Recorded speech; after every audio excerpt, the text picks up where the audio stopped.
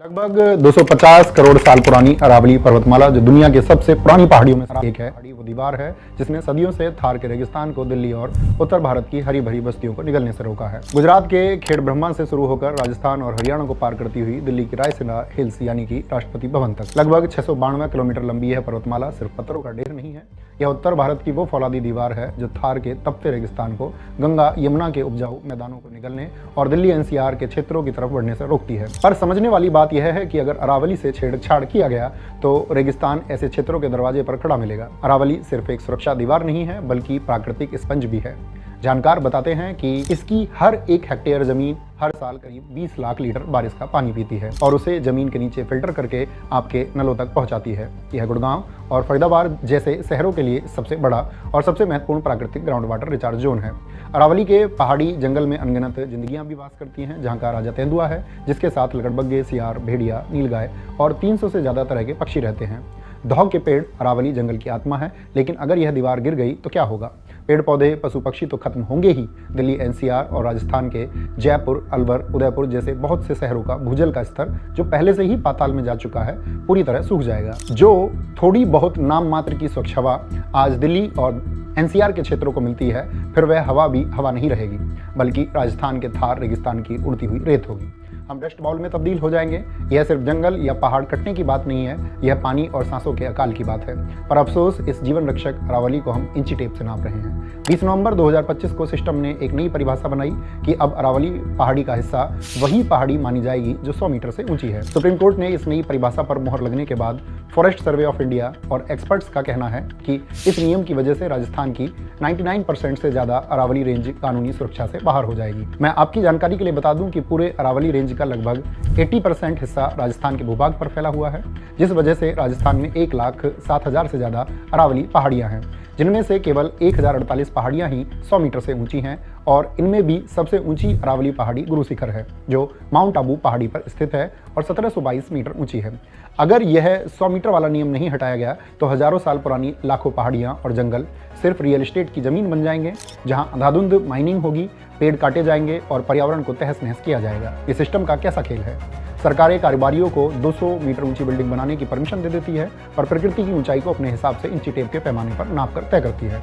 याद रखिए, अगर ऊंचाई ही पैमाना है तो कल मध्य भारत के विंध्याचल, ओडिशा के पूर्वी घाट और दक्षिणी भारत की जान पश्चिमी घाट की छोटी पहाड़ियों का भी नंबर आएगा।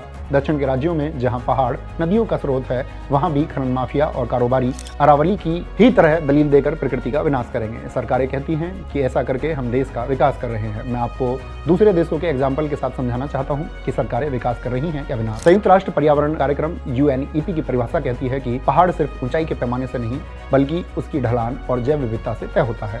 ब्रिटेन, यूके में 600 मीटर से कम ऊंची चोटियों को भूगोल के नियम के अनुसार विशाल पर्वत नहीं बल्कि छोटी पहाड़ी माना जाता है।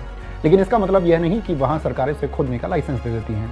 वहां 50 मीटर का टीला या पहाड़ी भी अगर इकोसिस्टम का हिस्सा है तो उसे area of outstanding natural beauty का दर्जा दिया जाता है। वहां कानून है कि जंगल और पहाड़ प्रकृति की खूबसूरती हैं, चाहे वो 1000 मीटर ऊंचे पहाड़ हो या 100 मीटर की छोटी पहाड़ी।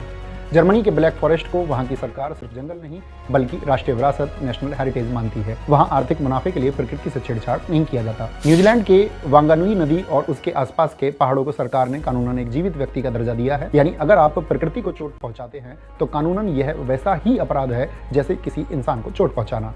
हमारे पड़ोसी भूटान को देखिए, उनके संविधान में लिखा है कि देश का 60% हिस्सा हमेशा जंगलों से ढका रहेगा। वहाँ पहाड़ काटना विकास नहीं बल्कि राष्ट्र के अस्तित्व पर हमला माना जाता है। नॉर्वे और स्वीडन जैसे देशों में सरकारों ने no net loss of nature की नीति अपनाई है। अगर विकास के लिए एक पेड़ कटता है तो उससे कई गुना ज़्यादा पेड़ों को लगाना अनिवार्य है। अगर ये देश विकास की दौड़ में दौड़ते हुए भी अपने नदियों, जंगल और पहाड़ों को बचा सकते हैं तो भारत क्यों नहीं? मशहूर पर्यावरणविद अल्डो लियोपोल्ड ने कहा था, जब हम जमीन को केवल एक संसाधन समझते हैं जो हमारे लिए बना है तब हम उसका विनाश करते हैं, लेकिन जब हम जमीन को एक समुदाय, कम्युनिटी समझते हैं जिसका हम हिस्सा हैं, तभी हम उसे प्यार और सम्मान दे सकते हैं।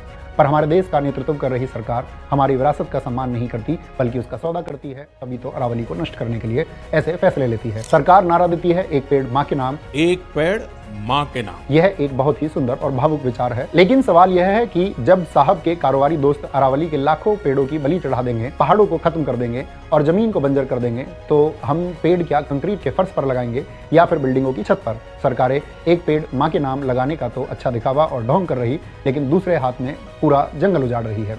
नतीजा यह होता है कि दिल्ली जैसे बड़े शहरों में, जहां से देश के सारे सिस्टम को कंट्रोल किया जाता है, वहां सरकारों को स्कूलों में ताले लगाने पड़ रहे हैं, दफ्तरों में 50% वर्क फ्रॉम होम के नियम लागू करने पड़ रहे हैं। और इन सब की वजह क्या है? कोई महामारी या बीमारी नहीं है, बल्कि प्रदूषित हवा। कोटपुतली राजस्थान, यहाँ सबसे बड़ा जन आंदोलन और पहाड़ियों पर शांतिपूर्ण अरावली को बचाने के लिए प्रदर्शन हो रहा है। गुरुग्राम हरियाणा, यहाँ पर्यावरण प्रेमियों ने अरावली को बचाने के लिए विशाल मानव श्रृंखला बनाई है। इसी तरह उदयपुर, जयपुर में भी नागरिक, युवा, महिला और बुजुर्ग धरने पर बैठकर अरावली को बचाने के लिए नारे लगा रहे हैं।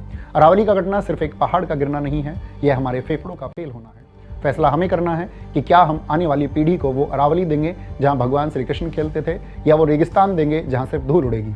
मेरा आप सबसे एक अपील है कि आप देश के किसी भी कोने में हो, अगर आप अरावली को बचाने के लिए सोशल मीडिया या ट्विटर किसी भी माध्यम से अपनी बातों को सरकारों तक पहुंचा सकते हैं, तो इसमें बढ़ चढ़कर हिस्सा लें और अपने आसपास के प्राकृतिक माहौल को सुरक्षित रखें, पेड़ पौधे लगाएं और पेड़ पौधों का अपने शरीर की तरह सेवा करें। जय हिंद, जय मां सरस्वती।